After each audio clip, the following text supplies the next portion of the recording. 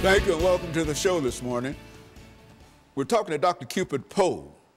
Dr. Poe, who has been with us on many occasions, and I think that Dr. Poe, you're no stranger to our audience, and I sort of stumble in terms of introducing you because I don't know where to start introducing you because you've been with us from almost the very beginning, and you've given us so many excellent shows, and we've not seen you over the last several months, but now, and we're just glad to have you back here with us one more time, and especially to talk about dreamers and gun violence.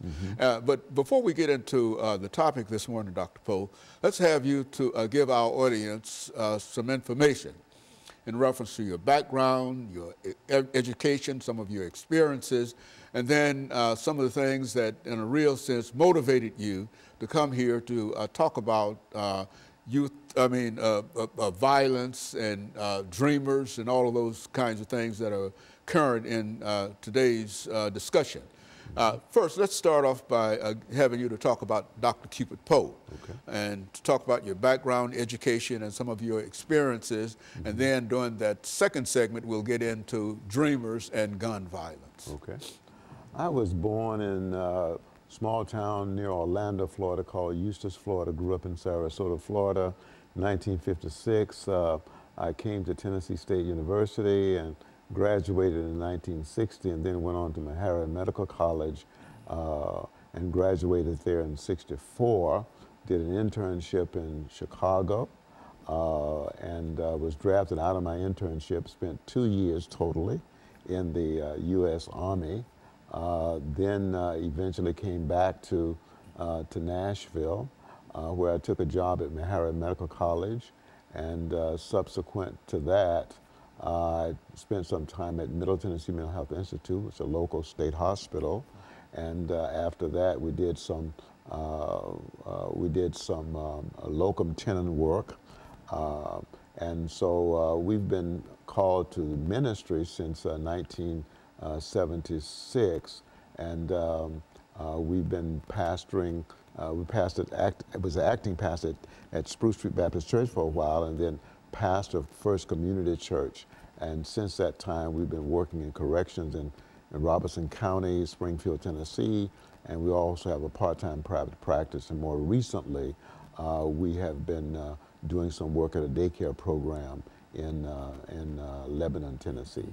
And so, Dr. Poe, your background and your experiences simply lend you to the topic that we're dealing with this morning, dreamers and gun violence. And I, as a matter of fact, earlier we had a show talking about gun violence in Nashville and how prevalent it is among the population.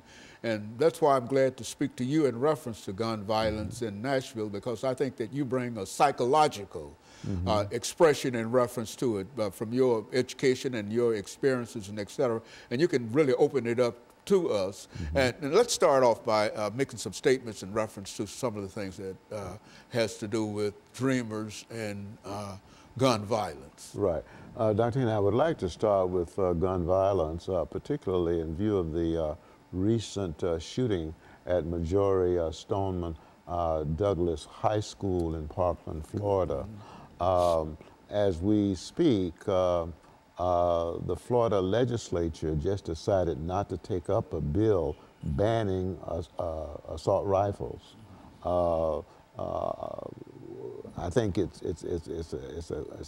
a credit to the students who survived the shooting that they are at the state capitol. Though some of them were very disappointed that the Florida legislature didn't agree to even take the issue up of banning the AR-15. But let's go back to 1999, the Columbine massacre. These two people committed suicide.